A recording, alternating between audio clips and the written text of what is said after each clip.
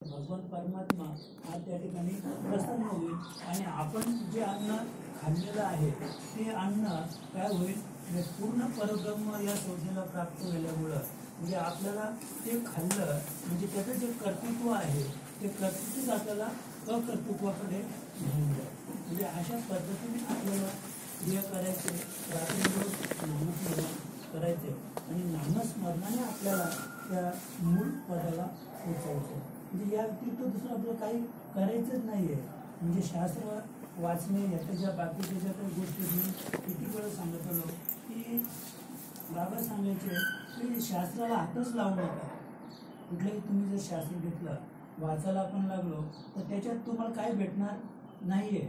म्हणजे मूळ तत्व जे आहे ते तुम्हाला कुठेच मिळणार नाही. आता हा विवेक सिंधू नावाचा ग्रंथ आहे, याच्यात सांगितलं की म्हणजे शेषाच्या म्हणजे 1000 जिभा झाल्या, हजारच काय ना 1000च्या 2000 पण झाल्या. ती जीभ चिरली आणि चिरून एका जिभेच्या 2 जिभा झाल्या तरी पण ते माझं वर्णन तो करू शकला, शेषशाही भगवान तो माझं वर्णन करू शकला नाही आहे. याचा अर्थ असा की आपण जर शास्त्राला विचारित गेलो तर शास्त्र सांगत चाललेलं आहे आपल्याला.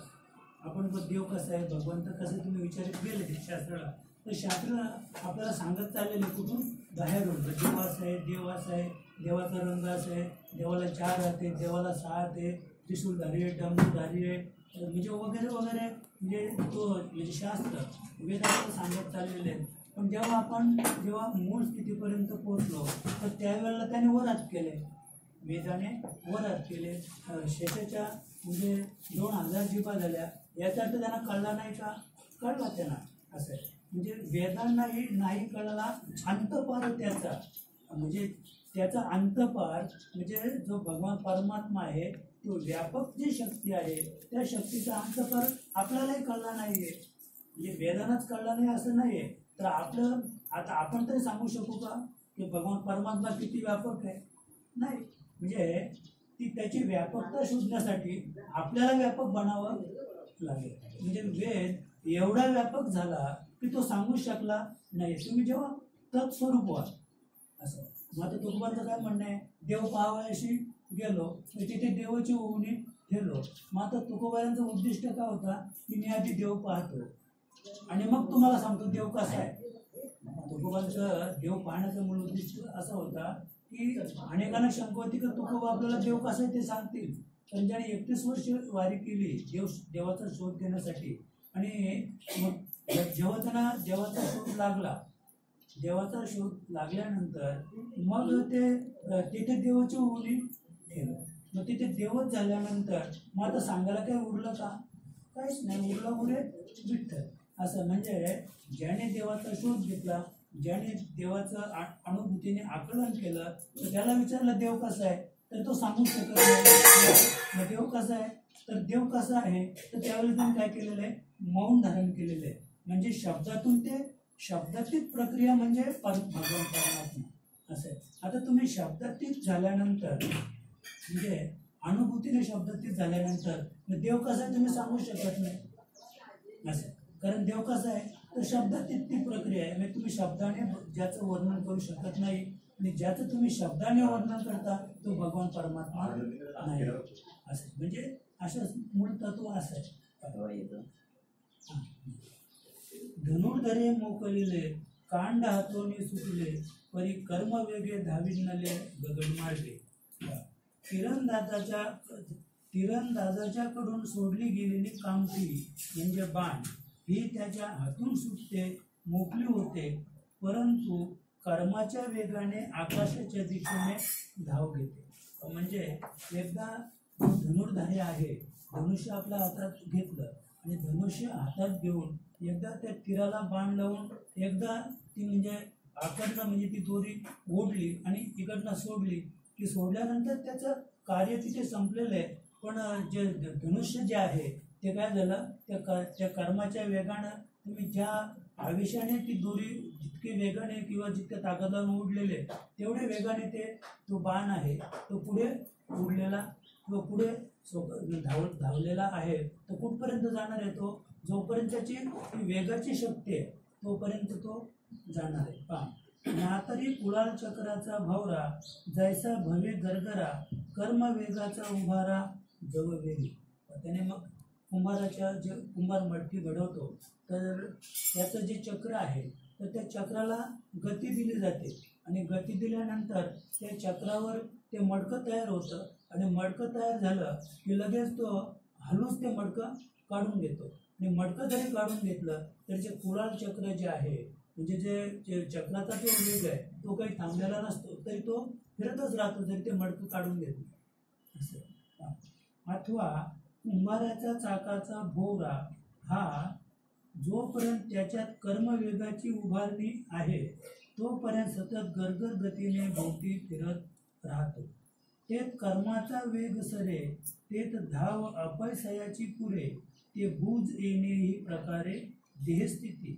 म्हणजे जेथे कर्माचा वेग संपतो तेथे आपोआपच धाव पूर्णपणे थांबते. म्हणजे देहस्थिती ही अशाच प्रकारची आहे तेथून जड. म्हणजे या ठिकाणी हे जे कवी मुकुंदराज आहेत म्हणजे माऊली ज्ञानोबा यांच्या पण आधीचे म्हणून त्यांना आद्य कवी ही संज्ञा आहे की त्यावेळेला त्यांनी हा विवेक सिंधू नावाचा ग्रंथ मराठीमध्ये लिहिलेला आहे.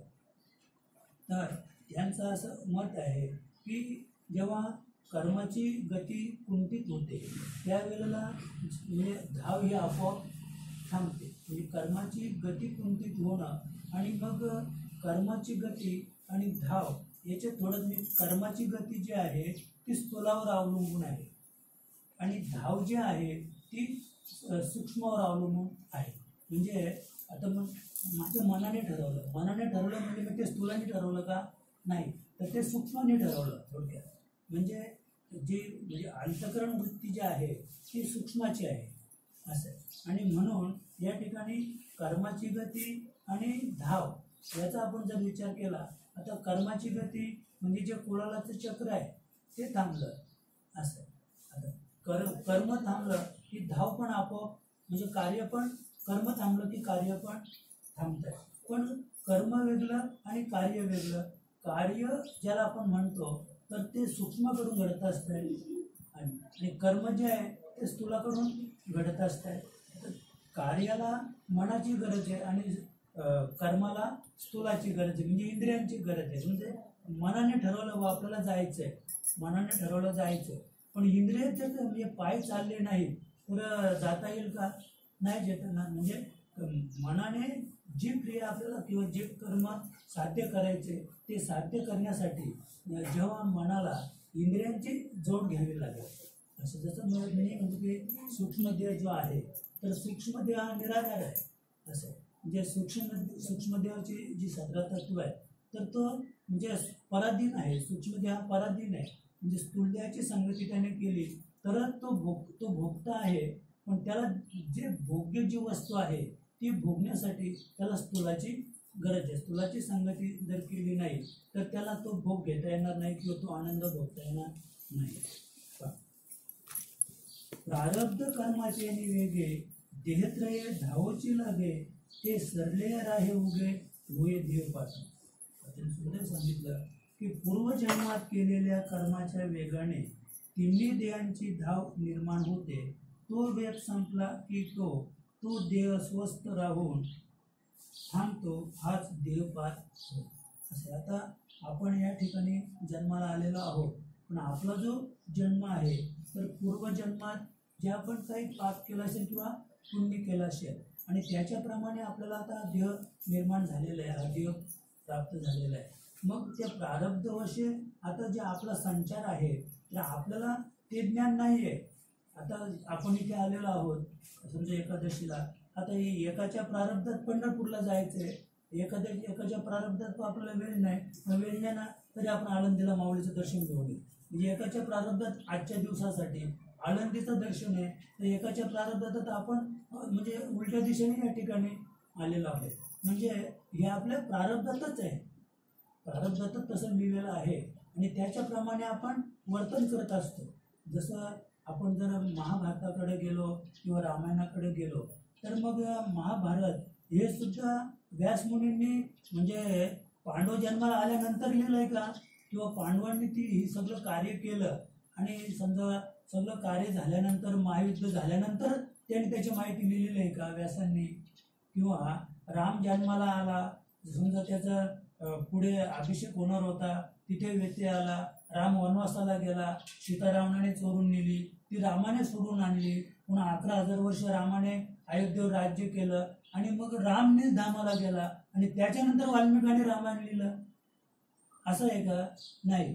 तर ह्या सगळ्या गोष्टी राम जन्माला यायच्या आधी रामायण लिहिलं गेलं, महाभारत घडण्याआधी महाभारत व्यासांनी लिहिलं, थोडक्यात सांगायचं म्हणजे. आणि मग त्याच्याप्रमाणे रामाला तसं वर्तन करावं लागलं. जसं होतं म्हणजे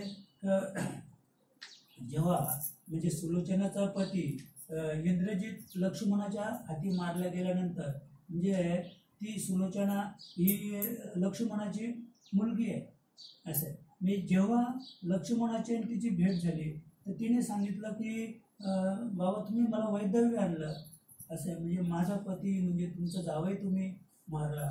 मग लक्ष्मणाला सहज वाटलं की बा आपण त्याला जीवदान देऊ असं. मी त्याने रामाला विनंती केली. रामाच्याही मनात आलं अरे बा आपलं जावई आहे, मग आपल्या मुलीला वैधव्य आलं तरी आपलं बरं वाटणार नाही आहे. आणि मग त्याच वेळेला रामाच्या मनात जेव्हा आलं की इंद्रजिताला जिवंत करायचं, आणि इंद्रजिताला जिवंत केलं असतं तर मग पुढचं रामायण हे घडलंच नसतं. त्याच्यावर विजय मिळवणं हे कुणालाच शक्य नव्हतं. इंद्रजित ज्याने इंद्रियांवर विजय मिळवलेला आहे, थोडक्यात सांगायचं म्हणजे त्याच्यावर अद्याप कोणीच मात करू शकत नाही आहे. म्हणजे जे 57 संत होऊन गेले ते सगळे इंद्रजितच होते की ज्याने इंद्रियांवर विजय मिळवलेला आहे. आणि इंद्रियांवर ज्याने विजय मिळवला, आता तिथे काय सांगलं त्याने की त्याला कोणी मारलं? लक्ष्मण असे. म्हणजे ज्याचं एक लक्ष आहे, ज्याचं लक्षामध्ये मन विरलेलं आहे, तोच त्या म्हणजे इंद्रियांवर पुन्हा आणखी विजय मिळवू शकतो. म्हणजे फक्त इंद्रजिताला लक्ष्मणानेच मारलं गेलं. आणि लक्ष्मणाच्याच हाती तो का मारला गेला? तर 14 वर्ष त्याने काय केलं होतं? उपोषण. तर उपोषण म्हणजे काय? तर रात्रंदिवस त्याने एक नामस्मरण, काही न खाना होणं असे रात्रंदिवस त्याने नामस्मरण केल्यामुळं त्याच्या ठिकाणी ती शक्ती निर्माण झाली आणि त्या शक्तीने तो मारला गेला. मग त्याला जेव्हा रामाने जिवंत करायचं ठरवलं त्यावेळेला हनुमंतरायाने प्रभू रामाच्या पुढे काय केलेलं आहे? तो प्रसंग ठेवलेला आहे. इंद्रजित मारला गेला तो जो प्रसंग आहे तो म्हणजे रामायणाच्या द्वारे त्यांच्या पुढे ठेवल्यानंतर तिथे रामाने अभ्यास केला, आणि अभ्यास केल्यानंतर वाल्मिकाने असं लिहिलंच नाही की पुन्हा रामाच्या हस्ते इंद्रजिताला जीवदान म्हणून. मग राम तिथे थांबला. मला काय सांगायचं आहे की तिथे पुन्हा राम थांबला. याचा अर्थ असा की रामायण हे आधी लिहिलं गेलं, पण मग त्याच्या आता हे जे बाह्य वर्तन जे आहे तर ते वर्तन घडत असताना मग जे प्रारब्धवश जी क्रिया आहे ती त्याच्याप्रमाणे घडत गेली. आता आपण जे जगतो ते प्रारब्धवश जगतो. तो प्रारब्धवश जगत असताना आपल्याला ही आठवण नाही आहे की आपला जो स्वैर संचार आहे तो प्रारब्धवश आहे, आणि तो न कळल्यामुळं आपण सुख भोगतो आणि दुःख. काही सुखाने जगतात, आपल्याला काही दादच नाही, काय एवढा पैसा त्याच्याकडे आहे की तो पैशावर लोळतो, मी दुःख ही वस्तू त्याला माहीत नाही. आता अशी काही माणसं आहेत की अतिशय अवस्था कठीण आहे की तो काय खातो काय पितो असं आहे. म्हणजे अशाही स्तराला काही माणसं आहेत. पण हे सगळं प्रारब्धवश हे मागच्या जन्माचं पाप पुण्य, मागच्या जन्माचं सुख दुःख आता आपण भोगतो. आणि ते भोगत असताना म्हणजे जो सुख आहे, आज त्याच्याकडं कोट्यावधी रुपये आहे की म्हणजे लोक सांगतात की 10 पिढ्या जरी बसून खाल्लं तरी संपणार नाही. म्हणजे अशी जगणारी माणसं आहेत. पण ती तशा पद्धतीने जगत असताना त्यांचं जे पुण्य आहे ते क्षय होऊन राहिलेले आहे.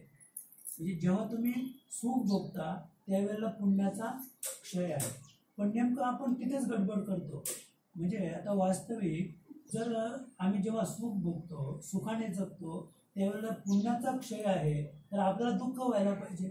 माझं पुण्य क्षय होत चाललं असं आहे. आपलं पुण्य काय कमी होत चाललं. मग पुण्य वजा म्हणजे काय आहे? पुढे पुण्य वजा म्हणजेच दुःख आहे. म्हणजे आता पुण्य संपत चाललं तर पुढे आपलं दुःख येणार आहे. म्हणजे पुढे दुःख येणार आहे त्याचं दुःख जर आपल्याला आजच झालं, कबीराचं काय मत आहे की सुखने सुमरण करे तो दुःख काय को असं आहे. म्हणजे पण आपण आता जो सुखी आहे तो बोलतो मला देवाचं नाव घ्यायची गरजच काय, तो स्वतःच देव आहे. मला काय सांगायचे, जो सुखी आहे म्हणजे सुखरूप असा तुझा कोण सांगा, माझ्या पांडुरंगा वाचून या. मग जो सुखी आहे तो देव स्वरूपच आहे. मग त्याला आणखी कोणत्या देवाचं नाव घ्यायचे, कोणत्या देवाची त्याला सेवा करायची. पण त्याला हे माहीत नाही आहे की जेव्हा आम्ही सुख भोगतो त्यावेळेला पुण्य वजा होत चाललेले आहे, आणि पुण्य वजा झालं की आपल्या वाट्याला पुढे येणार जे आहे ते दुःख आहे असं आहे. पण आपल्याला हे न कळल्यामुळं आपण काय करतो, दुःखामध्ये दुःख भोगतो आणि सुखामध्ये सुख भोगतो. तेव्हा आपण देवाची आठवण करत नाही. आता सुखने समजून करे तो दुःख ऐकू असं म्हणजे जेव्हा आम्हाला दुःख होतंय, जे दुःखी आहे, जे पीडित आहे तेच फक्त भगवंताचे नामस्मरण करतात. मग दुःख पीडित जे आहे ते नामस्मरण करतात, तर त्यांचंही नामस्मरण काही खरं नाही आहे असे. म्हणजे जो सुखी आहे, सुखामध्ये जो दुःखाची आशा करतो तो सुखी आहे, खरा तो सुखी आहे. आता म्हणजे कुंती माता होती, मग कुंती मातेच्या जीवनात दुःख होतं का? नाही. तिने म्हणजे भगवंताने जेव्हा सांगितलं की हे आत्या म्हणजे मी जगाचा पालक आहे, मी जगाचा कर्ता आहे, मी जगाचा म्हणजे कर्ता भोगता परमात्मा मी आहे. आता तू माग, आता मी निर्धामाला जाणार आहे, तर आता तुला मी शेवटची संधी तुम्ही माग, तुमची म्हटलं तू माग असं. तर तिने काय मागितलं की मला दुःख दे. का दुःख दे आणि कुठपर्यंत दे, तर याच्यावर मी जोपर्यंत मी जिवंत आहे तोपर्यंत मला दुःख दे असं. म्हणजे ती कशी होती, सुखी होती, सुखी होती ती. पण सुखामध्ये नामस्मरण घडत नाही आहे, सुखात देवाची आठवण होत नाही आहे, हिची तिला अनुभूती होती असे. मी नेहमी सांगतो की जिथे उभयतांचा एक विचार आहे तिथे देवाचा विचार नाही. जे कुटुंब सुखी आहे, फक्त एकच असं कुटुंबाने एकनाथ महाराजांचं होऊन गेलं की दोघांचा एक विचार होता, पण तो जो विचार होता तो परमार्थी विचार होता. आपला दोघांचा एक विचार आहे उभयतांचा, तो परमार्थी विचार नाही आहे, तर तो प्रापंचिक विचार आहे. प्रापंचिक विचार काय दोघं इतकी एकरूप आहे की एकमेकाशिवाय राहतच नाही. पण असे जे आहे तर त्यांच्या ठिकाणी एकच विचार आहे, प्रपंच, परमार्थ अजिबात नाही. आता म्हणजे जे सूत्र आहे तर एकीकडं दोघांच्या एका विचाराने परमार्थ म्हणजे टोकाला गेला, आणि एके ठिकाणी दोघांचा अजिबात म्हणजे जसं 36चा आकडा होता तुकोबारायांचा आणि जे आवळी किंवा जिजाबाई आपण म्हणतो तिचा, पण दोघांचा एक विचार नसल्यामुळं त्यांचाही परमार्थ टोकाला गेलेला आहे. त्यांचे परमार्थ टोकाला गेलेले आहे. जरी समाज सांगत असेल की समजा तुकोबा सांगत होते कुठे चाललो, वैकुंठाला, कुठे चालला, वैकुंठाला. आणि जेव्हा ते वैकुंठाला निघाले तर त्यावेळेला काय झालं, तिला सांगितलं चल येते का तू वैकुंठाला, जातो मीच असं. पण त्याचं जे मुख्य तत्व आहे ते कोणी जाणून नाही घेतलं की म्हणजे बार्शीच्या दिवशी तिला पूर्णबोध केला तुकोबारायाने, तिला बार्शीच्या दिवशी पूर्णबोध केला. आणि द्वितीयेला म्हणतो चल वैकुंठाला, तर तिच्या घरीच वैकुंठ होतं, ते वैकुंठाला जाईल कुठे अजून. म्हणजे वैकुंठ काय आहे हे बार्शीलाच त्यांनी तिला शिकवलं. बार्शीला शिकवलं की विश्वव्यापक कमलपती काय आहे, तिची अनुभूती जिजाईला बार्शीच्या दिवशी करून दिली. आणि द्वितीयेला ते सांगतात, वद्य द्वितीयेला की चल माझ्याबरोबर वैकुंठाला. ते म्हटलं तुम्ही वेडे आहेत काय, वैकुंठ आहेच कुठे, वैकुंठ तर माझ्या घरीच आहे असे. म्हणजे ज्याच्या घरी वैकुंठ आहे त्याने आणखी वेगळी कुठली तयारी करायची असे. मी ती वेडी होती का, त्याच्याबरोबर गेली नाही. उलट तिने ठरवलं की म्हणजे तुम्हीच भांबावलात, तुम्ही वैकुंठाला निघालात, तुम्हीच भांबावलात, मी माझ्या जागेवर बरोबर आहे. ही स्थिती उद्धवाची. म्हणजे उद्धवाने देवाचे आशे पाय धरले की म्हणे मी सोडणारच नाही, तुम्ही ध्यासही चालत ना वैकुंठाला. मग त्याने पाय धरून ठेवले. त्याला माहीत होतं की याच्याबरोबर मी पण आता वैकुंठाला म्हणजे निजधामाला जाऊ शकतो, पाय सोडले नाहीत तर असे. पण भगवान श्रीकृष्णाला माहीत होतं की याला निजधामाला नेणं हा अडसर आहे, म्हणून त्याला निजधाम काय आहे हेच त्याला माहीत करून दिलं. म्हणजे त्याला स्वतःची ओळख करून दिली, आणि स्वतःची ओळख करून दिली त्याला स्वस्वरूपाला मिळवल्यानंतर मग ते देवाकडं पाहत राहिले, ते देवाकडं पाहत राहिले असे. ती स्थिती जिजाबाईची असे. त्या स्थितीला तिला पोचवल्यानंतर मग आता शिल्लक काहीच राहिलं नाही आहे. म्हणजे हे सगळं कशामुळं, तर पूर्वकर्मात केलेल्या कर्माच्या वेगाने तिन्ही देहाची धाव निर्माण होते. म्हणजे पूर्वकर्म जे आपलं आहे त्या कर्माप्रमाणे हा देह धावत असतो. कुठपर्यंत? कारण देहापर्यंत.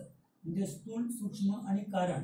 म्हणजे कारण देहापर्यंतच माया आहे असे. कारण देहाच्या पलीकडं आदिमाया किंवा जिला आपण महामाया म्हणतो ती, त्याचं म्हणजे अवयव ते वेगळा देह आहे थोडक्यात. तर या 3 देहापर्यंत प्रारब्धाची धाव आहे. 3 देहाच्या पलीकडे गेलो आपण एकदा की प्रारब्ध तिथे संपलं. म्हणजे सुखदुःख जे आहे ते तिथं थांबत आहे. म्हणजे मायेच्या पलीकडे काहीच नाही आहे. माया ही 3 देहापर्यंत आहे. म्हणजे तिन्ही देहांची धाव निर्माण होते. कशामुळं? तर आपलं मागचं जे प्रारब्ध आहे, ज्या प्रारब्ध भोगण्यासाठी आपण जन्म घेतलेला आहे आणि त्याच्याप्रमाणे देह हा वर्तन करणार आहे असं. फक्त आपण काय पोरं वाईट वागतात असे. म्हणजे आईबाप उगीच दुःख भोगतो. वास्तविक पाहता ती वाईट नाही वागत, ती प्रारब्धवश त्या देहाचा संचार आहे असं. पण हे जेव्हा आपल्याला कळेल त्यावेळेला आपलं दुःख होणारच नाही. तोपर्यंत आपल्याला हे वाईट वागतात. मी नेहमी सांगतो का नाही की किती काळ मी सांगतो की एखादा जरी दारू पिऊन गटारात पडला असेल किंवा एखादा दारू विकून राहिलाय तरी त्याच्याविषयी आपल्याला अजिबात तो वाईट कृत्य करून राहिलाय याची भ्रूण आपल्याजवळ अजिबात नाही. तो वाईट करून राहिलेला नाही, त्याच्या प्रारब्धवश तो कार्य करून त्याच्या प्रारब्धात दारू विकायचे, त्याच्या प्रारब्धात दारू पिऊन गटारात पडायचे असे. आणि तो त्या प्रारब्धवश त्याचं ते कार्य चाललेलं आहे. म्हणजे आपण जेव्हा त्याची घृणा करतो, आपण जेव्हा त्याला दोष देतो, आपण जेव्हा त्याला कमी लेखतो, त्याचा अर्थ आपणच आपल्या ठिकाणातून काहीतरी उणेपणा आहे असं. म्हणजे हा उणेपणा आपल्याला घालवण्यासाठी आपल्याला पूर्णदशेला प्राप्त व्हायचं. आणि ती पूर्णदशा जेव्हा प्राप्त होईल तेव्हा म्हणजे हा जो समाजातील उणेपणा आहे तो दिसणार नाही. पण हे केव्हा कळेल? जेव्हा आपल्याला तो एक संपला की असं. म्हणजे ते प्रारब्धाचं जे कार्य आहे, प्रारब्ध भोगण्यासाठी आपण आलेलो आहोत, ते प्रारब्ध संपलं. वेग संपला म्हणजे काय झाला? ते प्रारब्ध संपलं की तो देह स्वस्थ राहून थांबतो आणि मग देह पाहत होतो. म्हणजे कार्य संपलं. हे काय म्हणतो ते, म्हणजे देवाने असं वाईट नको होतं करायला असं. म्हणजे अगदी आईन तारुण्यात त्याला घेऊन गेला. त्याचं प्रारब्ध म्हणजे त्याचा जन्मच तोपर्यंत होता. जेवढं प्रारब्ध आहे तोपर्यंत आपण जगू शकतो. प्रारब्ध संपलं की आपल्याला देव लगेच ठेवून इथून निघून जावं लागेल दुसऱ्या जन्मामध्ये असं आहे. म्हणजे आता आपलं हित प्रारब्ध संपलं म्हणजे आपण संपलो असं नाही. फक्त या देहाचा त्याग करायचे, लगेच दुसऱ्या देहामध्ये प्रविष्ट व्हायचे आणि तिथं कार्य चालू आपल्याला करायचे. अंगार दशेचा वन्नी अंगाराचा ग्रास करुनी निवान स्वरूपी विश्रामुने जाय सत्य. निखाऱ्यातील अग्नी निखाऱ्याचा ग्रास करून अखेर निर्वाणाच्या स्वरूपात म्हणजे येथे विझत जाणे शांतपणे विश्रांती घेतो, विसावतो हेच सत्य आहे. तैसा ब्रह्मज्ञान हुतांशो दग्धही देहत्रयाचा करी ग्रासो मग स्वय साक्षित्व प्रकाशो समरसे स्वरूपी. त्याचप्रमाणे ब्रह्मज्ञानाच्या रूपातील हुताशन अग्नीचा अंश हा तिन्ही देहांना जाळून त्याचा ग्रास करतो. मग आत्मसाक्षित्वाचा प्रकाश आपल्या स्वरूपात विलीन समरस करून टाकतो.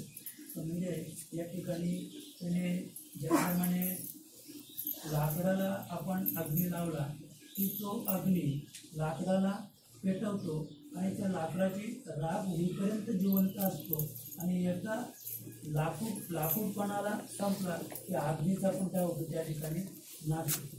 त्याचप्रमाणे या ठिकाणी म्हणजे ब्रह्मज्ञान रूपी हुताशा असे म्हणजे अग्नी, ब्रह्माग्नी ज्याला आपण म्हणतो, तर तो ब्रह्माग्नी जो आहे तर तो फक्त 3 देहांना जाळू शकतो. म्हणजे स्थूल, सूक्ष्म आणि कारण होतं. म्हणजे प्रारब्धाची जी गती आहे ती 3 देहापर्यंत आहे. आणि त्याच्यामुळं ब्रह्माग्नी जो आहे तो पण 3 देहापर्यंतच कार्य करू शकतो, त्याच्या पुढे कार्य करू शकत नाही. कारण पुढे जो महाकारण देह आहे तो या तिघांचा साक्षी आहे. महाकारण देह हा तिघांचा साक्षी. तर काहींना असं वाटतं की या ठिकाणी 3 देहातच वर्णन केलेले मग 4था देह आहे किंवा नाही, तर या ठिकाणी त्यांनी खूप सुंदर वर्णन केलेले आहे 4 देहाचं वर्णन करताना की चौथा जो महाकारण देह आहे तो यांचा साक्षी आहे, तो या 3 देहांचा साक्षी आहे. चौथा नाही असं नाही, तोही आहे पण तो साक्षी रूपाने आहे. हे सायुज्यता मुक्ती तुझं सांगितलेली निगुती जे नाही पुनरावृत्ती कहीची पै.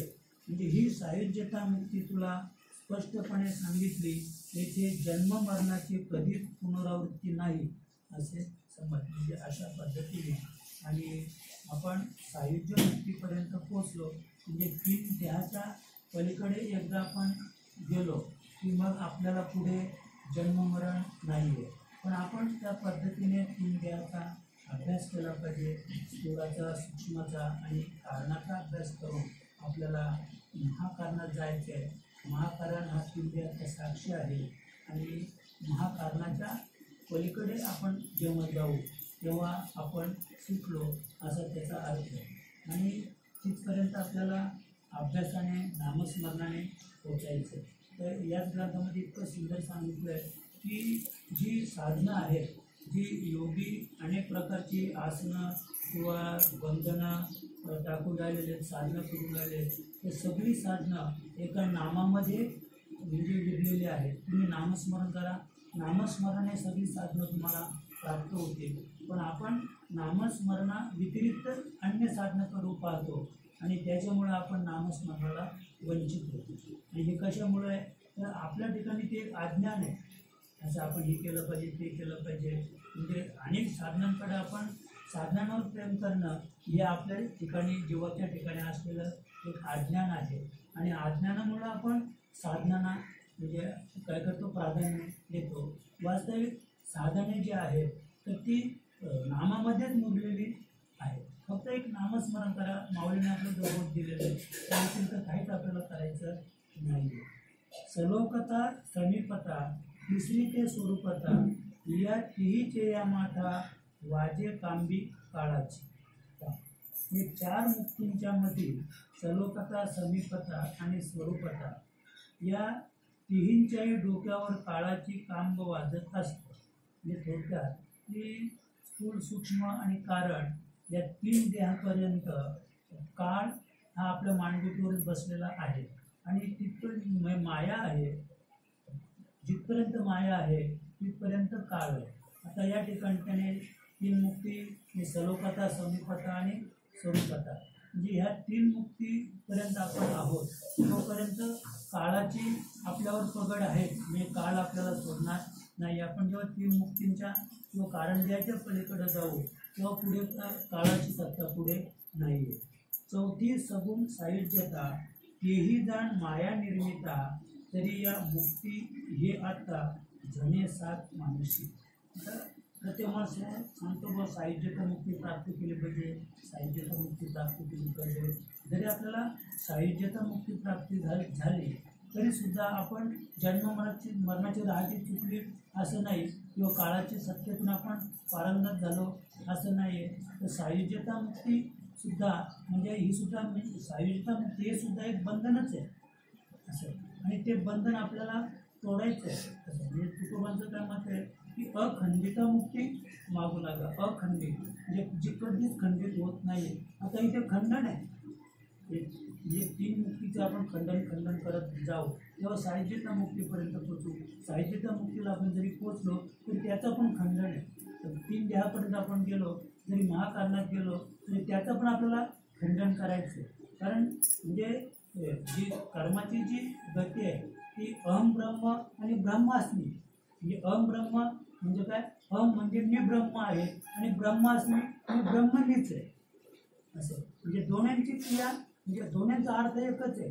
अहम ब्रह्म म्हणजे मी ब्रह्म आहे आणि ब्रह्मास्मी म्हणजे ब्रह्म मी आहे असं. पण तत्व असं आहे की या दोन्हीचं आपल्याला काय करायचं आहे, बाद करायचं आहे. म्हणजे मी ब्रह्म आहे हे सगुण आहे आणि ब्रह्मास्मी म्हणजे ब्रह्मच मी आहे हे पण काय आहे, सगुण आहे असं. म्हणजे मग आपलं काय करायचं आहे, जर सगुण निर्गुणाच्या म्हणजे मग निर्गुणाकडे जायचं आहे तर आपल्याला निर्गुण पण आकारायचंच आहे. थोडं काय सांगायचं आहे की जे निर्गुण आहे जरी आपल्या डोळ्याने ते दिसलं नाही आहे. आता काही वस्तू अशा आहेत म्हणजे परोक्ष अप्रत्यक्ष, म्हणजे जरी त्या डोळ्याने दिसत नाहीत, नाही का. समजा आता आपण इथं बसलोय, आपण आता नुसतं रामदासला आपण सांगितलं रामदास ते लिंबन आले का रे, तर आता रामदास कुठे बसलाय, इथे बसलाय, पण तरी लिंबन कशी ते इथे जाणू शकतो तो. त्याला जे लिंब आलेले आहेत ना त्याने पाहिलेत ते. आता मागे लिहिलं होतं एक आंबा ते लपून ठेवला होता, तर तो आंबा अजून मला दिसतो. म्हणजे एका फांदीच्या आड एकच आंबा लपून ठेवला होता, तो मला ज्याने काढून दाखवला की बाबा एकच आंबा आहे, तो किती मोठा होतो कसा होतो त्याच्याकरता तो लपून ठेवलेला आहे. तो आज पण मला दिसतो तिथे लपवलेला आंबा. म्हणजे कसं आहे ते, हे ज्ञान कसं आहे, परोक्ष. आता डोळ्याने दिसतो का तो, नाही आहे, तो परोक्ष म्हणजे अप्रत्यक्ष, म्हणजे तरी तो दिसतोच. जरी आता आपण डोळ्याने पाहत नाहीये, पण मग तो आता आपण त्याला जाणतो ना, आपण त्याला आपण जाणतो. तसं म्हणजे थोडक्यात सांगायचं की तसं म्हणजे जो महाकारण जे आहे किंवा जे सायुज्य मुक्ती आहे, मग आता हे कसं आहे, हे निर्गुण तत्व आहे, पण निर्गुण निराकार तत्व जरी आहे तरी पण ते कसं आहे, आकारातच आहे, दिसत नाहीये. म्हणजे जेवढं म्हणजे डोळ्याने दिसत नाहीये म्हणजे त्याचा नाश नाही असं म्हणता येणार नाहीये. जरी ते डोळ्याने दिसत नाही तरी सुद्धा त्याचा नाश आहे की ते निराकार आहे. निराकार आहे तर निराकाराचा सुद्धा नाश आहे. आणि आपल्याला परमार्थ इथपर्यंत करायचे आहे की तो सगुण निर्गुणाच्या पलीकडे जायचं आहे, म्हणजे निराकाराच्याही पलीकडं जायचं आहे असे. आता म्हणजे जे आकाश आहे तर आकाश म्हणजे हे भकाश आहे. थोडक्यात आकाश कसे आहे, भकाश आहे. म्हणजे दृष्टीची धाव जिथपर्यंत आहे तिथपर्यंत तो आपल्याला आकाराला वाटतो, पण वास्तविक तो तिथं तरी आकार आहे का, तिथे पण तो आकाराला नाहीच आहे. मी त्याला भकाश म्हणतात. म्हणजे आता भकाशाच्या पलीकडं म्हणजे जी पोकळी जी आहे तर पोकळीचा अंत आहे का, पोकळीचा अंत आतापर्यंत कुणालाच लागलेला नाही आहे. पृथ्वीचं वजन सांगता येईल, पृथ्वीची कक्षा सांगता येईल, पृथ्वीचा व्यास सांगता येईल, चंद्राची कक्षा आहे, सूर्याला कक्षा आहे, त्याचा अंतर मोजलेला आहे, सगळं आहे. पण जे अंतराळ आहे, जे अंतरिक्ष ज्याला आपण म्हणतो त्याचा अद्याप शोध लागला का कुठल्या म्हणजे जे शास्त्रज्ञ होऊन गेले. तर बाकीचं सगळं तर सांगितलं, दिवसाची किमया सांगितली, 24 तासाचा दिवस आहे, सूर्याच्या भोवती पृथ्वी किती दिवसाने एक फेरा पूर्ण करते ते पण सगळं गणित काढलं गेलं. पण याचं गणित अद्याप लागलेलं नाही आहे की ज्याचा अंतपार नाही, म्हणजे त्याचा अंतपार अद्याप कुणालाच लागलेला नाही आहे. म्हणजे अशी जी शक्ती आहे ती सगुण निर्गुणाच्या किंवा आकार निराकाराच्या ती पलीकडे असते आणि तिथं आपल्याला शोध घ्यायचा. तर या ठिकाणी पाहते लेखक इतकं सुंदर सांगतात की सायुज्यता मुक्ती आहे ती सुद्धा कशी आहे, मायावर्जिता. चौथी जी सगुण सायुज्यता मुक्ती ती ही मायेनेच निर्माण केलेली आहे. म्हणजे थोडक्यात की सायुज्यता मुक्ती याचा अर्थ असा की ती ईश्वर निर्मित असं आहे. आणि ईश्वर निर्मित जे आहे, आता परमात्म्याचा ईश्वर आहे, पण ईश्वर कसा आहे, माया विवर्जित आहे. म्हणजे मायेमुळे ईश्वराची म्हणजे ईश्वर हा रूपामध्ये आहे, आकारामध्ये आहे. जो आकारात आहे त्याला ईश्वर म्हणतात असे समज. तरी या चारी मुक्ती खऱ्या आहेत असे तू समजत असशील. तुला वाटतं बरं चारी मुक्त्या खऱ्या.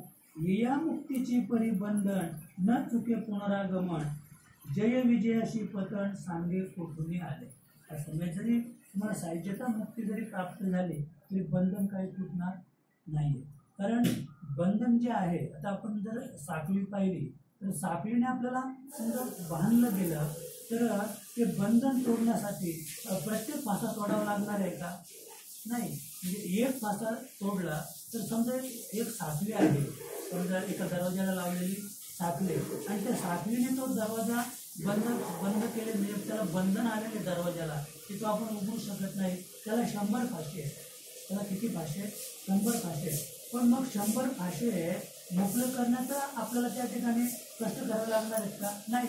एक फासा तोडला की 100 फासे आपोआपच म्हणजे मोकळे झाले. याचा अर्थ असा की आपल्याला जी क्रिया म्हणजे फासा का तोडायचा, आपल्याला आपला दरवाजा उघडायचा आहे. म्हणजे दरवाजा उघडण्यासाठी एक फासा तोडला की दरवाजा मोकळा होतो.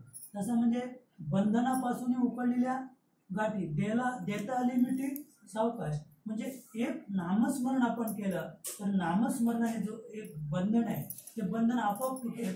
आणि हे जे मायेचं जे बंधन आहे तर मायेचं बंधन कसं आहे, परोक्ष आहे.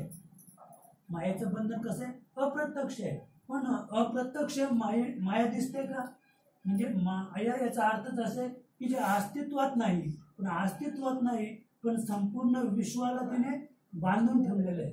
अगदी मनुष्य प्राणीच नाही तर गवताच्या काडीपासून तर हत्ती तर ब्रह्मदेवापर्यंत तिने त्या मायेने अप्रत्यक्षरित्या म्हणजे जे अस्तित्वात नाही परंतु संपूर्ण विश्वाला तिने काय केलेले, बांधून आपल्या शक्तीने बांधून ठेवलेले आहे की तो माणूस सुटू शकत नाही. तो आत्महत्या करेल, तो विष खाईल, स्वतःला जाळून घेईल, सगळं काही करू शकतो, पण मायेचं बंधन तो तोडू शकत नाही.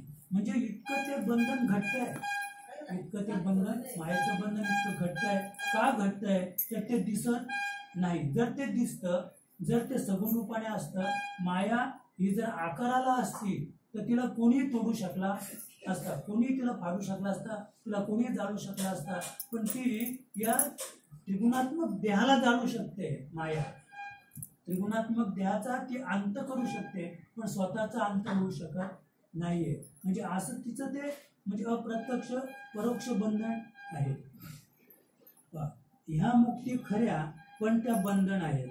त्यांच्यामुळे पुनर्जन्म पुनरागमन हे काही चुकत नाही. तर जय आणि विजय म्हणजे हे मुक्त, परंतु जय विजय जे हे कसे आहे, मुक्त आहे पण ते कसे आहेत, आता बंधनामध्ये आहेत. म्हणजे सूर्याच्या रथाला ते कार्य करून राहिलेले आहेत जय विजय असं. म्हणजे ते आता वास्तविक ते मुक्त आहेत पण ते कसे आहेत, बंधनात अडकलेले आहेत.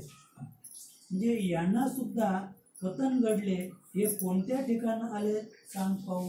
म्हणजे जय विजय हे सुद्धा यांना काय झालेलं आहे, म्हणजे पतन घडलेलं आहे, त्यांना पुन्हा जन्म घ्यावा लागलेले. वास्तविक ते मुक्त होते पण मुक्तदशा त्यांना कशामुळे प्राप्त झाली नाही, तर याच्या म्हणजे सलोकता, समीपता, स्वरूपता आणि साहित्यता, याच्या म्हणजे साहित्यता मुक्तीमुळे त्यांना तो मान प्राप्त झाला, तो अधिकार त्यांना प्राप्त झाला. पण तो अधिकार जरी प्राप्त झाला तरी तिथे काय आहे, पतन. जे तुके आकारा आले ते तुके मायामय म्हणितले, विनाशू पावले महाप्रळयी. जे जेवढे म्हणून आकाराला आले ते तेवढे सर्व मायामय असेच म्हटलेले आहे. ते सर्वच महाप्रळयात नाश पावते, नाहीसे होते. असं म्हणजे मायेच्या कक्षेमध्ये जेवढं आलेलं आहे तेवढं सगळं महाप्रळय म्हणजे सर्वनाश असं जातात. आता म्हणजे प्रळयाची जी व्याख्या आहे तर एक नित्य प्रळय त्याने सांगितलेलं आहे. नित्य प्रळय म्हणजे झोपणे. आता आपण रात्र झाली की झोपतो म्हणजे आपण कसा मेल्यासारखा पडलो, तो काय घडलं मला माहीतच नाही, म्हणजे ते सुद्धा मरणच आहे. पण ते रोजचं मरण आहे. म्हणजे तो रात्री झोपला आणि सकाळी उठला म्हणजे नित्य प्रलय. आणि महाप्रलय म्हणजे मरण. महाप्रलय म्हणजे या देहालाच मरण येणं, म्हणजे या देहातून आत्मा निघून जाणं म्हणजे महाप्रलय. म्हणजे त्याला नेमकी हे सांगायचं आहे की जेवढं आकाराला आहे तर ते जे आकाराला आहे तर ते नित्य प्रलयामध्ये तो उठतो, पण महाप्रलयामध्ये तो कायमचा संपतो. तर कायमचा संपला म्हणजे मग त्याला पुन्हा जन्म नाही का, म्हणजे त्याला पुन्हा जन्म आहे. म्हणजे जन्म मृत्यूची राहटी चुकवता येणार नाहीये कुणाला, जो आकारामध्ये आहे. म्हणजे मग आता आपला जो हा आकार आहे त्या आकाराचा आपल्याला काय करायचं आहे, नाश करायचं आहे. म्हणजे तो कसं, म्हणजे मी तुकोंचं प्रमाणे आम्ही जितेची मेलो म्हणजे जिवंतपणेच आपल्याला या आकाराचा नाश करायचे. म्हणजे जिवंतपणे आपल्याला या आकारावर आपण जे प्रेम करतो ते प्रेम आपल्याला काय करायचे, म्हणजे त्या आकाराविषयी आपली उदास वृत्ती होईल. मग उदास वृत्ती केव्हा होईल की हा आकार कसा आहे, नाशिवंत आहे. म्हणजे हा देह आहे, हा नाशिवंत देह आहे आणि हा उद्या जाणारच आहे. मग जो जाणार आहे त्याच्यावर प्रेम कशा पद्धतीने करायचं असं आहे. म्हणजे हे जेव्हा आपल्याला कळेल, आता 7 दिवसात मृत्यू आहे हे जेव्हा राजा परीक्षितीला कळलं असं, मग त्यावेळेला त्याने काय केलं, लगेच या देहावरची ममता सोडून दिली. देहावरची ममता सोडली, लगेच राज्याचा त्याग केला. खाटवंग राज्याच्या बाबतीत तेच आहे की म्हणजे 1 तास उरला किंवा अर्धा तास उरला, म्हणजे काही ठिकाणी अर्धा तास उरला खटवांगरायाशी तर काही ठिकाणी 1 तास उरला खटवांगरायाशी. म्हणजे खटवांगरायाला जेव्हा म्हणजे भगवंत प्रसन्न झाला, थोडक्यात देवता प्रसन्न झाल्या, तर त्याने माग म्हणून विचारलं, माग तू काही माग, आम्ही द्यायला तयार आहोत. तर त्याने एकच प्रश्न विचारला की माझं आयुष्य किती शिल्लक आहे ते तेवढं आधी सांगा, म्हणजे आयुष्य किती शिल्लक आहे ते सांगा, ते सांगितल्यावर मी मागेन. तर त्याने सांगितलं की 1 तास तुझं आयुष्य शिल्लक आहे, माग आता तुला काय मागायचं. तर एखाद्याने म्हणजे जसं ते एका बाईने नाही का मागितलं होतं की म्हणजे आमच्या वडिलांच्या म्हणजे आमच्या वडिलांना सुंदर जावई मिळू दे, असं म्हणजे दुसऱ्यासाठी मागणी केली. तर तसं खटवांगरायाने काही मागता म्हणजे 1 तासात तुम्ही सांगा, 1 मिनिटात मागितलं असतं तर कोट्यावधी वर्ष ते संपलं नसतं. 1 मिनिटात मागितलं असतं, पण 1 तासात जर मला मृत्यू आहे तर त्याने काहीच मागितलं नाही, मुक्तीच. फक्त मला तेवढंच द्या की म्हणजे शेवटचा क्षण मला साध्य कसा करता येईल तेवढं द्या. नाहीतर आता धरा ना, नुसतं शेवटच्या वेळेला एक भगवंत आपल्याला संधी देतो नामस्मरणासाठी, देवाचं नामस्मरण करण्यासाठी, की आयुष्यभर आपण देवासाठी काहीच केलं नाही तरी देव शेवटच्या अर्ध्या तासात संधी देतो. आणि त्यावेळेला मग आपल्याला वाटतंय की आता म्हणजे आजारात बराच फरक दिसतो, की जो कोमात माणूस कोमात गेलेला आहे, 3 महिने कोमात आहे, तो पण शेवटी पावती बाई किती पावती. तर कोमात गेलेली व्यक्ती सुद्धा मृत्यूच्या वेळेला अर्धा तास बोलायला लागते, आणि मग लोकांना वाटते आता सुद्धा कोमातून बाहेर आला. तो कोमातून बाहेर नाही आला, त्याला भगवंताने एक संधी दिली अर्धा तास. तू आता 3 महिने कोमातच होतात, पण आता तुला काही करायचं असेल माझ्याविषयी तर कर. तर त्यावेळेला मग म्हणेन की ते याच्या अंगावर तेवढे पैसे, त्याच्या अंगावर तेवढे पैसे, ते तिकडे वही ठेवले त्याच्या सगळं लिहिलेलं आहे, ते हे करा ते करा, म्हणजे हे तो ते सांगतो. असं जसं बुवा की कीर्तनकार उदाहरण देतो, वासू किरसुनी खातो, म्हणजे वाक्य म्हणजे तशी स्थिती तो शेवटच्या वेळेला सुद्धा करत असतो. तेव्हा जे आपल्याला संधी दिलेली आहे त्या संधीमध्ये त्या संधीचं आपल्याला वास्तविक सोनं करून घ्यायचे. पण आपण सोनं न करता आपण त्या संधीची सुद्धा काय करतो, माती करतो. का तर आपण अन्य याच्यावर जीवनामध्ये आपण त्याचं नामस्मरण केलेलं नाही आहे. की जे आता खटवांग जो नावाचा राजा होता त्याने आयुष्यामध्ये अतिशय भगवंताची सेवा, भगवंत संतांचं म्हणजे अगदी त्याने नामस्मरणच केलेलं होतं, आणि नामस्मरण केल्यामुळे त्याला देवता प्रसन्न होती, आणि प्रसन्न होते म्हणून ते सांगितलं मागा असं आहे. पण मागा म्हटल्यानंतर जर 1 तास उरलेले किंवा अर्धा तास उरलेले आहे तर या अर्धा तास आपण काहीतरी साध्य करून घेतलं पाहिजे, तेच त्याने मागितलं, आणि तेच आपल्याला सुद्धा तेच आपल्याला करायचं आहे. जे मायाचे संवरे ते लोक कैसा उरे, तरी या मुक्तीबारे झने बोलशी तू. जेथे त्या मायेचाच संवार होतो तेथे लोक कसा उरणार. म्हणून म्हणतो की बाबा रे, तू या मुक्ती खऱ्या मानशील तर तशा त्या मानू नकोस. असं म्हणजे आपल्याला मुक्ती मिळली पाहिजे. म्हणजे आपण मुक्तीसाठी आपण जर साहस करत असाल तर मुक्ती हीच आपल्याला बंधनात टाकणार आहे. कारण मुक्ती म्हणजे लेखकाचं मत आहे की मुक्ती ही खरी नाही आहे. तू मुक्तीच्या शोधार्थ फिरू नकोस, आणि मला मुक्ती मिळली पाहिजे हा तुझा भ्रम काढून टाक. म्हणून सायुज्य हेची मुक्ती पूज्य, हे ठाकावे उद्देश साम्राज्य सांडिले पुरुरवादिकी. सायुज्य ही मुक्ती पूज्य आहे, ते आपल्याला प्राप्त व्हावी ह्याच उद्देशाने पुरुरवा इत्यादीने साम्राज्याचाही त्याग केला. म्हणजे पुरुरवा नावाचा पण एक महान राजा सतोशी होऊन गेला, की सायुज्य मुक्ती प्राप्त करण्यासाठी त्याने आपल्या राज्याचा त्याग केला. असं जैसा क्षीराब्दीचा तरंगू न होता आकाराशी भंगू, परी क्षीराब्दीशी नाही वियोगू ऐक्य भावे.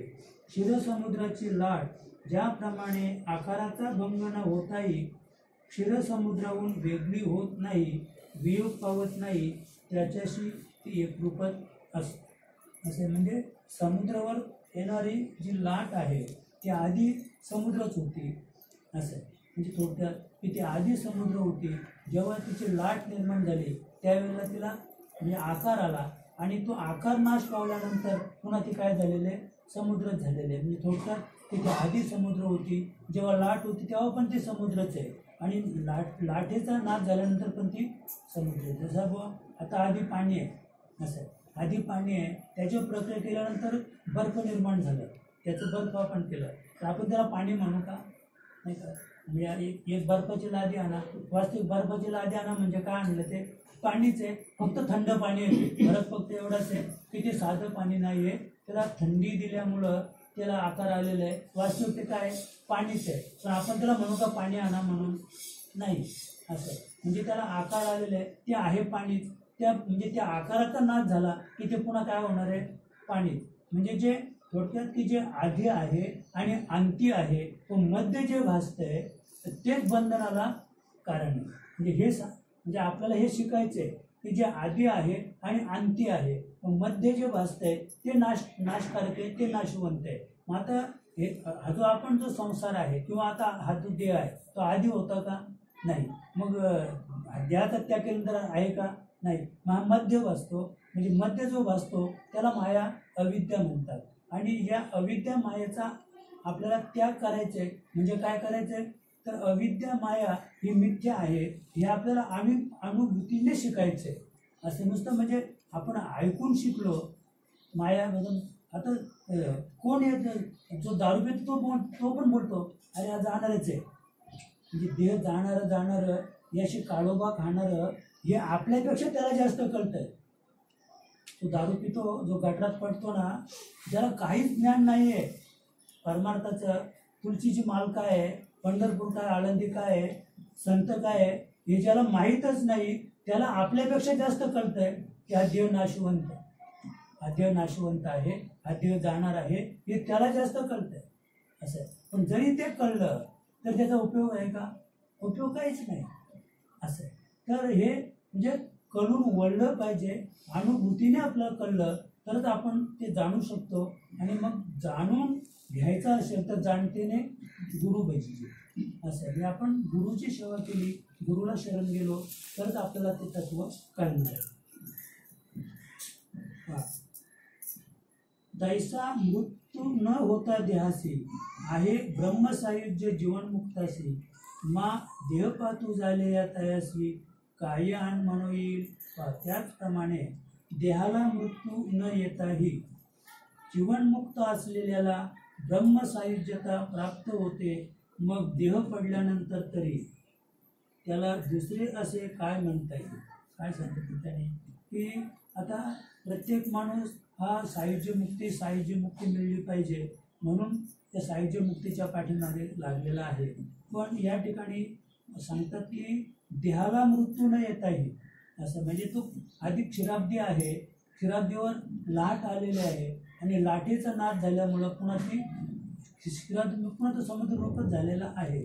तसं आता आपल्याला म्हणजे आता हा आकार आलेला आहे पण आकाराला मृत्यू न येतात जीवनमुक्त असलेल्या आता काय करायचं आपल्याला ब्रह्मसायुज्यता प्राप्त होते.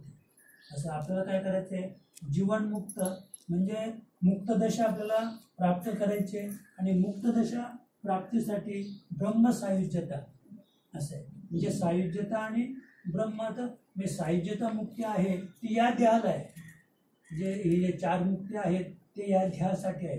तर ब्रह्मसायुज्यता म्हणजे जो सायुज्यतेच्याही पलीकडं गेलेलं आहे त्याला ब्रह्मसायुज्यता म्हणजे जे काहीच नाही आहे त्याला ते म्हणजे एक इथे नाव दिलेलं आहे ब्रह्मसायुज्यता. आपल्याला ती प्राप्त करायची आणि ती प्राप्त केली की देह पडल्यावर आपल्याला पुन्हा जन्म येणार नाही. तू मनशी हा मोक्षू तरी तू बंधूची सापेक्षू तरी 7 भेद पक्षू कान म्हणावा. म्हणजे हाच मोक्ष असे जर तू म्हणशील तर मात्र ते तसे नाही तर ते सापेक्ष असे बंधनच आहे असं. आता मी मुक्तच झालो म्हणजे आपण बंधनातून सुटलो नाही. कारण त्याची सापेक्ष बाजू म्हणून मी नेहमी सांगतो की काय म्हणजे मी अज्ञानीच आहे. म्हणजे अज्ञानी आहे याचा अर्थ तुला ज्ञानाचा अहंकार आहे. कुठलाही जो व्यक्ती आपण अज्ञानी आहोत, आपल्याला काही ज्ञान नाही आहे म्हणजे असं जो म्हणतो तर त्याच्या सापेक्ष दशा अशी आहे की त्याला हे सांगायचं की मी ज्ञानी आहे. जो ज्ञानी आहे तो कधीच म्हणणार नाही की मी अज्ञानी आहे असं. म्हणजे जो मग ज्याला तो म्हणजे कसं जे अपुरं ज्ञान आहे, ज्ञानी म्हणजे काय, जर जो ब्रह्मज्ञानी आहे तो म्हणणारच नाही की मी अज्ञानी आहे असं, कारण तो ज्ञान अज्ञानाच्या पलीकडे गेलेलं आहे. पण ज्याला अपुरं ज्ञान आहे, म्हणजे गुरुगम्य ज्ञान त्याला प्राप्त झालेलं नाही आहे, ज्याला वाचिक ज्ञान आहे, 4 वेद 6 शास्त्र 18 पुराण मुखोद्गत ज्याला आहेत, आणि असा जो ज्ञानी आहे तो म्हणतो की मी अज्ञानी आहे. कोण म्हणतो मी अज्ञानी आहे? ज्याला मुखोद्गत 4 वेद 6 शास्त्र 18 पुराण आहे तो म्हणतो मी अज्ञानी आहे. म्हणजे त्याला हे सांगायचं आहे की मी ज्ञानी आहे. आणि समाज पण म्हणतो काय ज्ञान आहे असे. समाजाला पण तेच ज्ञान, म्हणजे ते ज्ञान कसं आहे, अपरोक्ष, म्हणजे तो प्रत्यक्ष अनुभवतो. काय काय गातो, समजा काय राग गायला असं, म्हणजे राग गायला हे त्याने प्रत्यक्ष ऐकलं, आपल्या कानाने ऐकलं म्हणून तो म्हणतो की काय गाणार आहे, काय गायक आहे असं आहे. म्हणजे जेव्हा आपण प्रत्यक्ष अनुभवतो, प्रत्यक्ष त्या इंद्रियाने ते अनुभवलं, तेव्हा आपण मुखाने त्याचं वाच्यता करतो, काय ज्ञानी आहे. म्हणजे आम्ही ते कानाने ऐकलं, काय श्लोक फाटफाट श्लोक, किती श्लोक त्याने मी कीर्तनात सांगितले बा, 4 राग किती सुंदर गायले, पण वेळ किती वाया घालवली याचा विचार श्रोत्याच्या ठिकाणी नाही आहे. कारण त्याचे म्हणजे मग आता हे कसं आहे, म्हणजे ज्याची गोडी आहे नाही का, म्हणजे ज्याला जो म्हणजे गाणारा आहे त्याला तिथे कसं वाटलं, काय सुंदर कीर्तन केलं हो, कारण त्याने चांगल्या प्रकारे राग गाऊन दाखवले, त्याला ते सुंदर झालं. ज्याला तर रागाची माहिती नाही आहे तर काय रागातच घालवलं त्यांनी सगळं, 4 राग गायले, त्या गायमध्ये सगळे त्यांनी वेळ घालवली. म्हणजे त्याला तिथे समाधान झालं का? ज्याला म्हणजे जो मुमुक्षु आहे तर काय सांगतो, काय आपण जाऊ चला बघ, इतकं मोठं कीर्तनकार आहे व PhD झालेले, अमुक आहे तमुक आहे, प्राध्यापक आहे, चला तर जरी आपण त्याचे विचार ऐकायला, तर तिथे विचार ऐकायला गेल्यानंतर त्याने 1 तास रागातच घालवला नाही का. जेव्हा आम्ही सातारकरांचं कीर्तन ठेवतो तर लोकांना असं वाटतं की बघ सातारकर अर्धा तास रामकृष्ण हरीच म्हणून राहतो असं आहे. म्हणजे रामकृष्ण ऐकूनच लोक कंटाळतात असं आहे. म्हणजे ते त्याचे गोडे आहे, ते सांगतात की अर्धा तास रामकृष्ण हरी मी म्हणलो नाही तर मला समाधान होत नाही, तर त्याची गोडी झाली, तो त्याचा आनंद झाला. पण त्याच्या आनंदाने बाकीचे ज्या उद्देशाने जो मुमुक्षु आलेले की एवढा मोठा महात्मा आहे काहीतरी सांगेल असे, त्याला त्या रामकृष्णामध्ये आनंद नाही आहे असं आहे. त्याला जर कधी रामकृष्ण संपतो याचा आणि मला काहीतरी ऐकायला, पण मग तो ते रामकृष्ण संपलं नंतर जे सांगतो ते पण मुमुक्षुतेमध्ये मोडत नाही. म्हणजे त्या ठिकाणी चुकल्यासारखं त्याला होते. जो मुमुक्षु आहे तो आपण आलो कीर्तनाला, पण मग त्याला असं वाटतं की आपला वेळ वाया दवडला. याच्याऐवजी आपण घरातच काहीच बैसून करा एकच चित्त घरीच बसून नामस्मरण केलं असतं तर बरं झालं असतं. म्हणजे अशी त्याच्या ठिकाणी मनाच्या ठिकाणी उद्विग्नता निर्माण होते.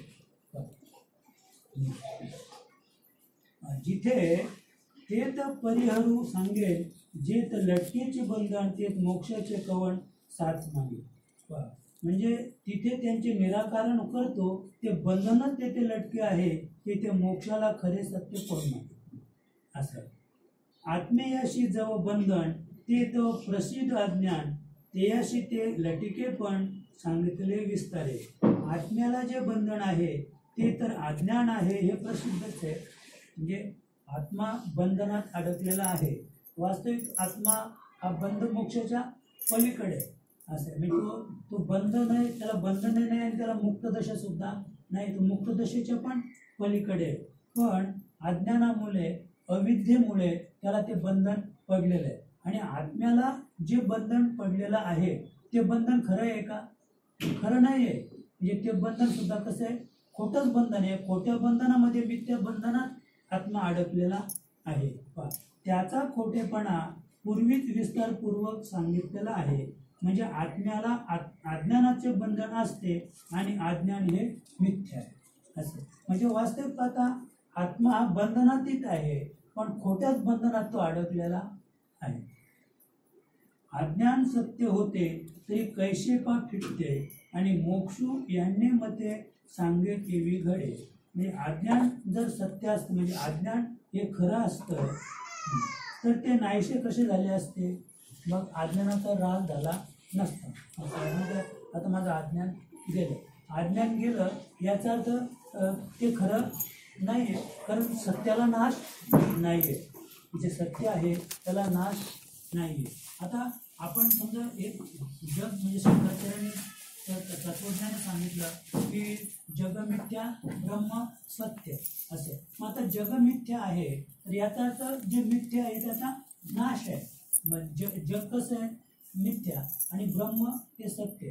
पण आता पुन्हा त्याची दुसरी बाजू पाहिली तर ब्रह्म सत्य आहे, मग ब्रह्मापासून जर त्याची निर्मिती आहे तर मग ते असत्य कसं असेल असे. म्हणजे आंब्याच्या झाडाला जे फळ येणार आहे ते चिकूचं येईल का? म्हणजे झाड जर आंब्याचं आहे, खोड जर आंब्याचं आहे, आता त्याला आंबा आलेलाच नाही, पण आम्ही चला आंब्याखाली बसूया असे. आता त्याला आंबा आहे का? आंबा कशाला म्हणतात? आंबा झाडाला नाही म्हणत, आंबा फळाला म्हणतात. पण आम्ही कशाला आंबा म्हणून राहिलोय? या तर आंब्याच्या झाडाखाली बसू. आंब्या झाडाखाली नाही म्हणत आपण, आंब्याखाली बसूया. आता तो आंब्याखाली आपण बसून राहिलोय का? फळाखाली बसलोय का? खोडाखाली बसून आपण राहिलेलो आहे थोडक्यात सांगायचं. पण म्हणजे त्या आंब्याला म्हणजे त्या खोडाला येणारं जे फळ आहे त्याचं नाव काय आहे? आंबा आहे. त्याचं नाव आंबा आहे. तसं म्हणजे आता हा आत्मा आहे, मग ब्रह्म हे सत्य आहे, मग ब्रह्म सत्य आहे, मग ब्रह्माला येणारं जे फळ आहे ते असत्य कसं असेल? ते असत्य कसं असेल? ते पण सत्यच असेल. मग थोडक्यात की आपण जेव्हा तत्पदापर्यंत जाऊ तेव्हा आपल्या लक्षात येईल की तेही नाही आणि हेही नाही असं. म्हणजे तेही नाही आणि हेही नाही या पदापर्यंत आपण जेव्हा पोचू तेव्हा त्याला कळेल की म्हणजे ब्रह्म झालेच नाही. मग ब्रह्म झाले नाही तर मग जग पण नाही आहे असे. म्हणजे जग नाही आहे, मग आता जग नाही म्हणावं तर जग तर आता म्हणजे आपल्याला प्रत्यक्ष म्हणजे आपल्या म्हणजे अस्तित्वात आहे. आपण हे जग जे पाहतोय सगळं काय आहे? डोळ्याने पाहतोय सगळं जगच आहे. मग जग जर सगळं हे मिथ्या आहे, हा देव पण मिथ्या आहे, मग ज्याच्यापासून त्याची निर्मिती झाली ते सत्य कसं असेल असे. म्हणजे याचा आपल्याला शोध घ्यायचा आहे. आणि याचा शोध घ्यायला आपलं कुठून सुरुवात करायची? इथून सुरुवात करायची. कुठून? जगापासून. म्हणजे निर्मितीपासून जेव्हा आपण निर्मात्याचा शोध घ्यायला जाऊ, कुठून? निर्मितीपासून. थोडक्यात मग आकारापासून आपल्याला त्याचा शोध घ्यायचा आहे. कारण जो निर्माता आहे तो निराकार आहे. निर्माता कसा आहे? निराकार आहे. मग आकाराकडून आपण जेव्हा शोध घ्यायला निर्मात्याकडे जाण्याचा प्रयत्न करू त्यावेळेला आकाराचा केव्हा नाश झाला हे आपल्याला कळणारच नाही. मग आता पाठीमागे पाहतो तर आता आकार शिल्लक नाही आणि पुढे पाहतो तर निराकार पण नाही. म्हणजे ज्याचा शोध घ्यायला आपण चाललोय तो दिसणार आहे का आपल्या डोळ्याने? नाही. पण जेव्हा आम्ही त्याच्या शोधापर्यंत जेव्हा पोहोचलो तर पुढे पाहिलं तर तो दिसत नाहीये, म्हणून तो पुन्हा मागे पाहतो. म्हणजे हा तर पुढे नाही पण तो तरी आहे ना, तर मागे पाहतो तर तो पण नाहीये. म्हणजे आता आकारही नाही आणि निराकार सुद्धा नाहीये. म्हणजे थोडक्यात की म्हणजे आता जो मिथ्या आहे तो पण नाही आणि सत्य पण याच्या शोधाने आपण निघालो. कशासाठी? तर मिथ्याचं निराकरण करण्यासाठी, म्हणजे खोट्याचा नाश करण्यासाठी. म्हणजे खोटं आहे हे खरं आहे का? म्हणजे खोटं हे खरं आहे का त्याचा शोध घेण्यासाठी आपण खऱ्याकडे गेलेलो आहे. तर आता खरं पण नाही आणि खोटं पण नाही.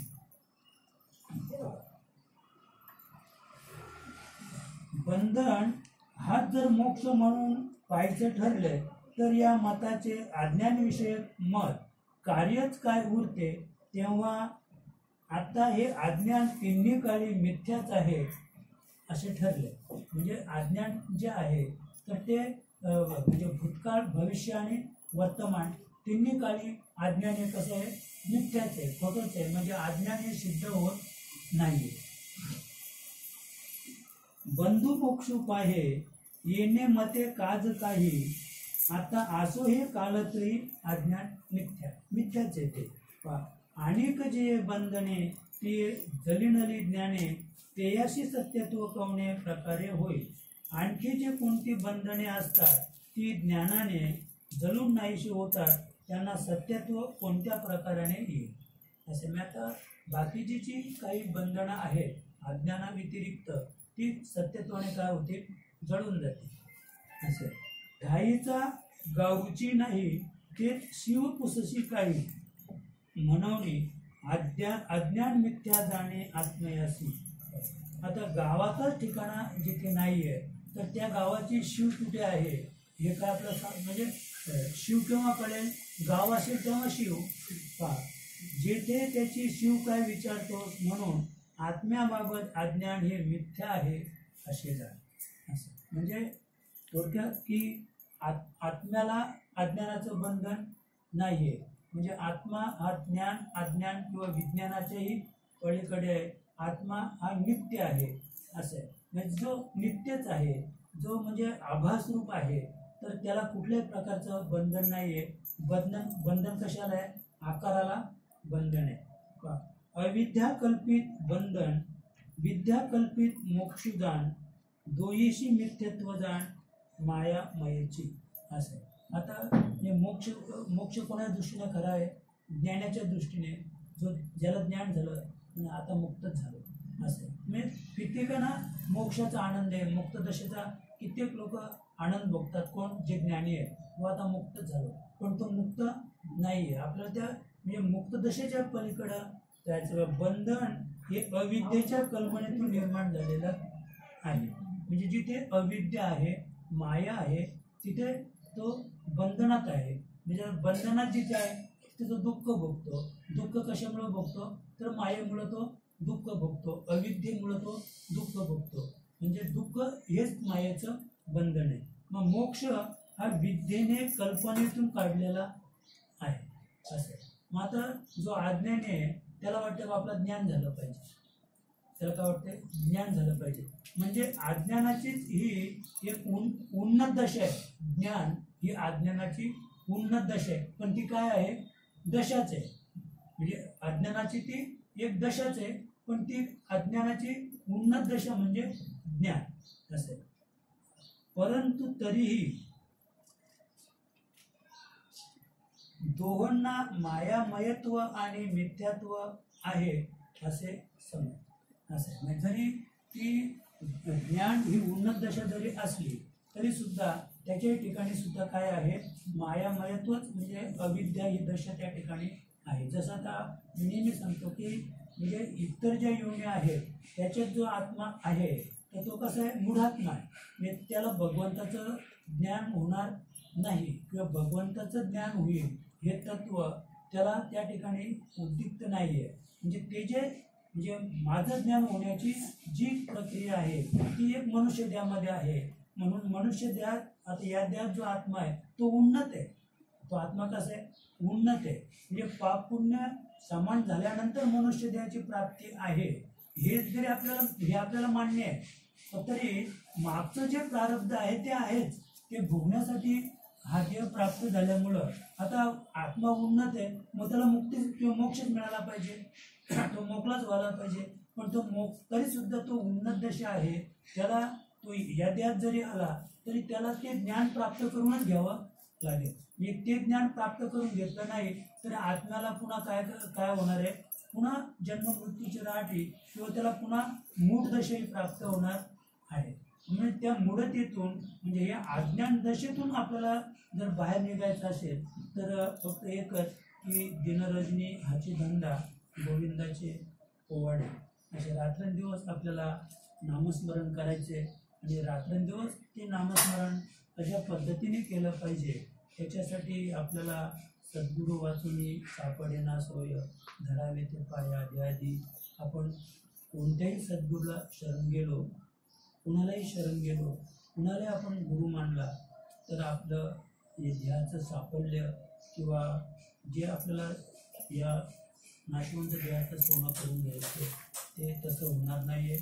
त्याच्याकरता आपल्याला योग्य सद्गुरू आणि योग्य सद्गुरूच्या माध्यमातून योग्य मार्ग, योग्य नामस्मरण घडलं, योग्य मार्गाने आपण चारी देहाच्या पलीकडे गेलो, या चारी मुक्तीच्या पलीकडे गेलो. आपण आता म्हणजे कैवल्य कणकाची या दाना असं म्हणजे अमृतानुभवमध्ये माऊलीने सुंदर वर्णन केलेले आहे की कैवल्य कणक म्हणजे सोनं असं आहे. म्हणजे कैवल्य नावाची मुक्ती आपल्याला जर माऊलीने किंवा सद्गुरूने दान केली तरच आपण सुटू शकतो. सायुज्य मुक्ती हे सुद्धा एक म्हणजे एक ते ज्ञानाचं एक बंधन आहे. आपण त्याच्यातून सुटू शकत नाही. म्हणून रात्रंदिवस आपल्याला सद्गुरू बोधावर अवलंबून नामस्मरण करायचं. नामस्मरणाने आपल्याला मोक्षदशा प्राप्त होईल. तो अद्वैत आनंद प्राप्त करायचा असेल तर भेदाभेद विसरून आपल्याला तर काय करायचे, भेद आणि अभेद, हा लहान तो मोठा, हा गरीब तो श्रीमंत, म्हणजे हा जो भेद आहे कुणीच कुणाला कमी लेखायचं नाही आहे. कुणीच कुणाविषयी कुठल्याच प्रकारे समोरही नको आणि पाठीमागं नको. संशयवनी थोर आणि पाप नाही जोर, विनाशाची वागणूक काढली अशी कुणाकडेच पाहायचं नाही आहे. आपण स्वतःकडेच पाहायचं आहे. स्वरूपीच आपल्याला लीन व्हायचं आहे. जसं आपण आपलंच तोंड पाहायचं असेल तर आपण आश्रयाचा आधार घेतो, त्याप्रमाणे स्वरूपी लीन व्हायचं असेल तर एका नामस्मरणाशिवाय पर्याय नाही आहे. कुणाचे गुणदोष न पाहता आपण फक्त नामस्मरणाने मुक्त होऊ शकतो. एवढं बोलून आपली सेवा या ठिकाणी आता आपल्याला या ठिकाणी अर्धा तास नामस्मरण करू आणि त्याच्यानंतर वगैरे करून आपण आपल्या